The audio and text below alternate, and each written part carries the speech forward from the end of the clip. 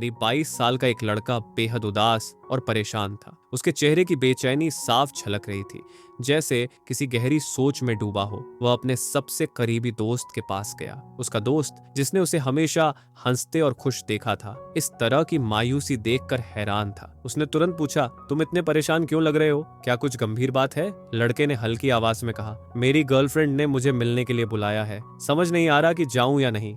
दोस्त ने उसे समझाते हुए कहा, अगर उसने बुलाया है तो जाना चाहिए, इसमें सोचने की क्या बात है? लड़का थोड़ा झिझकते हुए बोला, लेकिन मुझे डर लग रहा है, क्या पता क्या हो जाए। इस पर दोस्त ने हंसते हुए कहा, तुम्हें जाना है तो कुछ प्रोटेक्शन लेकर जाना होगा, समझ रहे हो ना? कहीं ऐसा ना हो कि कोई बड़ी परेशानी खड़ी हो जाए। लड़के ने चौंक कर कहा, मैंने तो कभी इन चीजों के बारे में सोचा भी नहीं, मुझे कुछ पता भी नहीं। दोस्त ने सलाह दी, तुम्हें कुछ ऐसी चीजों का इंतजाम करना चाहिए जिससे सब कुछ ठीक से हो सके। इसके बाद लड़का जानकारी जुटाने लगा। थोड़ी कोशिशों के बाद उसने कुछ दवाओं और गोलियों का इंतजाम किया और लड़की से मिलने चला गया। लड़की से मिलने के बाद दोनों ने कुछ वक्त साथ बिताया, लेकिन वह यह नहीं जानता था कि जिस काम को वह अंजाम दे रहा है उसका नतीजा इतना भयानक होगा। लड़की की तबीयत अचानक खराब हो गई। वह धीरे धीरे और ज्यादा बिगड़ने लगी। हालात इतने खराब हो गए कि लड़की की मौत हो गई। लड़की की मौत की खबर पूरे गांव और आसपास के इलाकों में फैल गई। अखबार और टेलीविजन और सोशल मीडिया पर इस घटना की चर्चा होने लगी। लोग इस बात पर यकीन नहीं कर पा रहे थे कि 22 साल का यह लड़का ऐसा घिनौना कृत्य कैसे कर सकता है। आज की यह सच्ची घटना हमें एक गहरा संदेश देती है। ये सिखाती है कि किसी भी कदम को उठाने से पहले 100 बार सोचना चाहिए। आपकी एक गलती आपकी जिंदगी के साथ साथ दूसरों की जिंदगी भी बर्बाद कर सकती है। आज मैं आपको जो कहानी सुनाने जा रहा हूँ वह उत्तर प्रदेश के कानपुर जिले की सच्ची घटना है। ये घटना 14 दिसंबर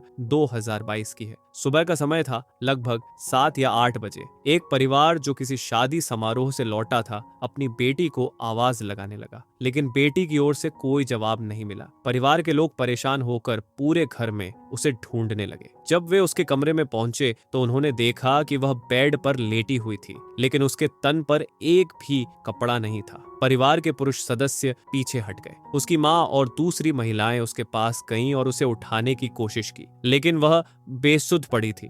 उसे जगाने की हर कोशिश नाकाम रही। यह स्थिति न केवल उस परिवार बल्कि पूरे इलाके के लिए गहरी चिंता का विषय बन गई। जब उस लड़की के हाथ पकड़ने की कोशिश की गई तो ऐसा लगा मानो उसके हाथों में जान ही नहीं बची हो। उसकी पूरी देह उसी अवस्था में जड़ हो चुकी थी जैसे वह पड़ी हुई थी। हाथ और पैरों को हिलाने की कोशिश बेकार साबित हो रही थी। ऐसा प्रतीत हो रहा था कि उसकी मांसपेशियां किसी अजीब स्थिति में स्थिर हो चुकी हैं। बताया जाता है कि किसी व्यक्ति की मृत्यु के बाद उसके शरीर को जड़ और कठोर होने में कुछ घंटे लगते हैं। ठीक वैसे ही उस लड़की का शरीर भी उसी मुद्रा में जकड़ा हुआ था। घर की बेटी को इस हालत में देखकर सभी परिजनों के होश उड़ गए। हर कोई जैसे अपनी जगह पर जम गया। माँ फूट फूट कर रोने लगी और घर के बाकी सदस्य भी दुख और भय में डूब गए। पूरा घर चीख पुकार से गूंज उठा। ये आवाजें पड़ोस तक पहुंच गईं और धीरे धीरे आसपास के लोग इकट्ठा होने लगे। जो लोग घर में आए उन्होंने स्थिति को देखकर सबसे पहले पास रखी एक चादर से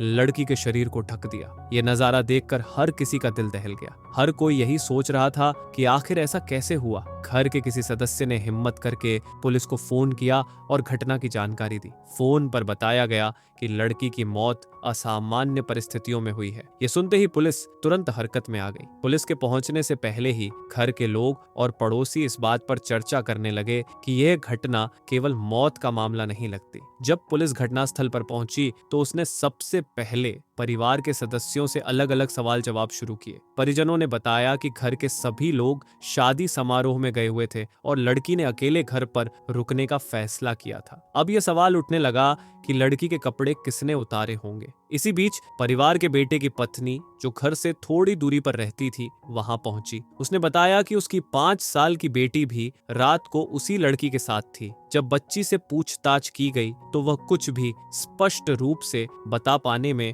असमर्थ थी। पुलिस ने इस मामले को गंभीरता से लेते हुए फॉरेंसिक टीम को बुलाया। टीम ने पूरे घर का कोना कोना छान मारा ताकि कोई सबूत हाथ लग सके। हर छोटी से छोटी चीज को बारीकी से देखा गया। लड़की की लाश को कब्जे में लेकर पोस्टमार्टम के लिए भेज दिया गया। फॉरेंसिक जांच से यह पता लगाने की कोशिश की जा रही थी कि आखिरकार लड़की के साथ यह सब कैसे हुआ और कौन इसका जिम्मेदार है। गांव में यह खबर आग की तरह फैल गई। लोग डर और आशंका में डूब गए। हर कोई यही सोच रहा था कि आखिर यह घटना क्यों और कैसे हुई। इस घटना ने पूरे इलाके में सनसनी फैला दी। जैसे ही पुलिस जांच के लिए घटनास्थल पर पहुंचती है, वहां उन्हें एक रैपर नजर आता है। जब इस रैपर की गहराई से जांच की जाती है तो पता चलता है कि यह रैपर उन गोलियों का है जो किसी व्यक्ति की सेक्स पावर को बढ़ाने के लिए इस्तेमाल की जाती है। इस चीज को देखकर पुलिस अधिकारी हैरान रह जाते हैं। इसके बाद पुलिस परिवार के सदस्यों से बातचीत करना शुरू करती है।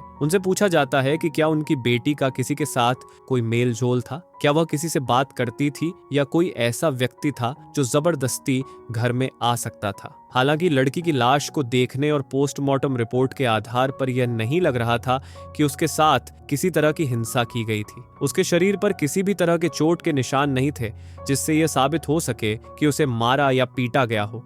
लेकिन पुलिस ने जब घटनास्थल पर गहराई से जांच शुरू की तो वहां कुछ आपत्तिजनक सामान मिला। यह सामान वह था जिसे प्रोटेक्शन के रूप में इस्तेमाल किया जाता है। यह सामान देखने के बाद पुलिस को शक हुआ कि लड़की के साथ कुछ न कुछ गलत हुआ है। ऐसा लगने लगा कि उसके साथ कोई घिनौना और आपत्तिजनक कृत्य किया गया था। इसके बाद पुलिस ने घर में मौजूद 5 साल की बच्ची से बड़ी ही नरमी से पूछताछ शुरू की। प्यार और दुलार से पूछने पर बच्ची ने बताया कि उसने रात में एक लड़के को आते जाते देखा था। हालांकि बच्ची उस लड़के के बारे में ज्यादा जानकारी देने में सक्षम नहीं थी। इसके बाद पुलिस ने लड़की के मोबाइल नंबर और उसके कॉल रिकॉर्ड की जांच करने का फैसला किया। कॉल डिटेल रिकॉर्ड CDR निकलवाने के बाद पुलिस को पता चला कि इस घर से लगभग 20 किलोमीटर दूर नेवादा नामक गांव का एक व्यक्ति अक्सर लड़की से संपर्क में था। इस व्यक्ति का नाम कुलदीप कुमार उर्फ शोभित था। पुलिस ने बिना देर किए उस लड़के से संपर्क किया और उसे हिरासत में लेकर पूछताछ शुरू की। जब पुलिस ने कुलदीप कुमार से पूछताछ शुरू की तो शुरुआत में वह काफी बहाने बनाने लगा, जैसा कि अक्सर होता है। उसने हर संभव कोशिश की कि पुलिस को गुमराह कर सके। लेकिन जब पुलिस ने सख्ती से अपनी जांच शुरू की और सवालों की बौछार की तो वह आखिरकार टूट गया और चौंकाने वाले खुलासे करने लगा। उसने बताया कि उस लड़की से उसकी पहचान सोशल मीडिया के जरिए हुई थी। दोनों के बीच धीरे धीरे बातचीत बढ़ी और नजदीकियां बढ़ने लगीं। एक दिन लड़की ने उसे घर बुलाया और कहा, आज मैं अकेली हूँ, अगर तुम आ सकते हो तो जरूर आओ। यह सुनकर कुलदीप ने बिना देर किए मिलने का प्लान बना लिया। वह रात करीब 8:30 पर लड़की के घर पहुंचा। वहां जाने से पहले उसने कुछ विशेष दवाएं खाई थीं जो उसकी शारीरिक ताकत बढ़ाने के लिए होती हैं। साथ ही उसने अपने साथ प्रोटेक्शन भी ले लिया था ताकि कोई समस्या न हो। वह इन सब के साथ लड़की के घर पहुंचा और उनसे बातें करने लगा। बातचीत के दौरान उसने लड़की को अपनी बातों में उलझाया और धीरे धीरे शारीरिक संबंध बनाने के लिए उसे राजी कर लिया। रात की शुरुआत तो सहज तरीके से हुई, लेकिन जैसे जैसे समय बीतता गया उसकी हरकतें और ज्यादा गंदी और खतरनाक होती चली गई। उसने अपने मन में जो योजना बनाई थी उसे अंजाम देना शुरू कर दिया। इस पूरी प्रक्रिया के दौरान लड़की के शरीर पर कोई कपड़ा नहीं था। ठंड के कारण लड़की की हालत बिगड़ने लगी और वह काफी असहज महसूस करने लगी। कुलदीप ने ठंड से बचाने के लिए चूल्हा जलाया ताकि उसे गर्मी मिल सके, लेकिन उसने उसे कपड़े पहनने नहीं दिए। करीब 8:30 पर शुरू हुआ यह सिलसिला सुबह के लगभग 3 बजे तक चलता रहा। इस दौरान कुलदीप ने लगातार दवाओं के असर में अपने गंदे काम को जारी रखा, लेकिन वह यह समझ नहीं पाया कि उसकी हरकतों का लड़की पर कितना बुरा असर हो रहा है। लड़की की तबीयत अचानक बिगड़ने लगी और वह बेड पर लेट गई। उसने शायद कुछ कहने की कोशिश की, लेकिन कुलदीप यह नहीं समझ पाया कि उसे क्या करना चाहिए। लड़की की हालत गंभीर हो चुकी थी। अब कुलदीप घबरा गया और सोचने लगा कि यदि किसी को इस घटना का पता चला तो वह बड़ी मुसीबत में फंस सकता है। डर के कारण उसने वहां से भागने का फैसला किया। उसने लड़की को उसी हालत में छोड़ दिया और भागकर अपने गांव लौट गया। अगले दिन यानी 14 दिसंबर 2024 की दोपहर करीब 12 बजे ये खबर सोशल मीडिया पर फैल गई कि एक गांव में एक लड़की की संदिग्ध परिस्थितियों में मौत हो गई है। ये खबर जब कुलदीप तक पहुंची तो उसकी घबराहट और बढ़ गई। उसे एहसास हो गया कि पुलिस अब जल्द ही उसे पकड़ लेगी। उसने खुद को बचाने के कई तरीके सोचे, लेकिन उसे समझ आ गया था कि अब कोई भी तरीका उसे इस मुसीबत से नहीं बचा पाएगा। आखिरकार 17 दिसंबर 2024 को पुलिस ने इस मामले का खुलासा करते हुए बताया कि लड़के ने लड़की के साथ सहमति से 2 बार शारीरिक संबंध बनाए थे, लेकिन उसे इस बात का अंदाजा नहीं था कि सहमति होने के बावजूद यह मामला कानूनी रूप से गंभीर हो जाएगा।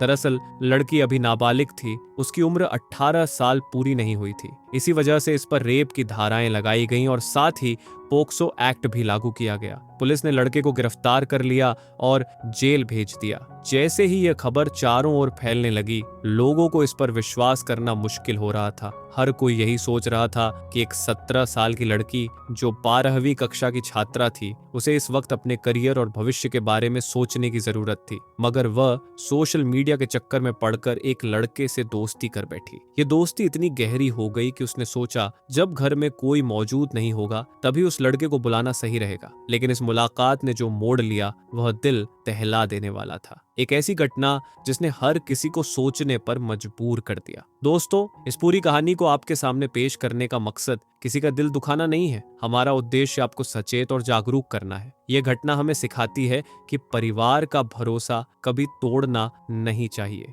जब माता पिता अपने बच्चों पर विश्वास करते हैं तो वह विश्वास अमूल्य होता है। लेकिन इस लड़की ने अपने परिवार का भरोसा तोड़ दिया और लड़के ने जो किया वह तो और भी ज्यादा भयावह था। अब वह लड़का शायद अपनी पूरी जिंदगी जेल की सलाखों के पीछे बिताएगा। उसे हमेशा 13 दिसंबर 2024 की वह रात याद आती रहेगी जब उसने अपने जीवन की सबसे बड़ी गलती की थी। यह पछतावा उसे पूरी जिंदगी कचोटता रहेगा। इस कहानी का यही संदेश है कि किसी भी परिस्थिति में ऐसा कदम उठाने से पहले 100 बार सोचना चाहिए। हर फैसला सोच समझकर लेना जरूरी है। दोस्तों, अपनी जिंदगी को सुरक्षित रखें, अपने परिवार और अपने करीबियों का विश्वास कभी मत तोड़ें। यही जीवन का असली सबक है। जय हिंद, जय भारत।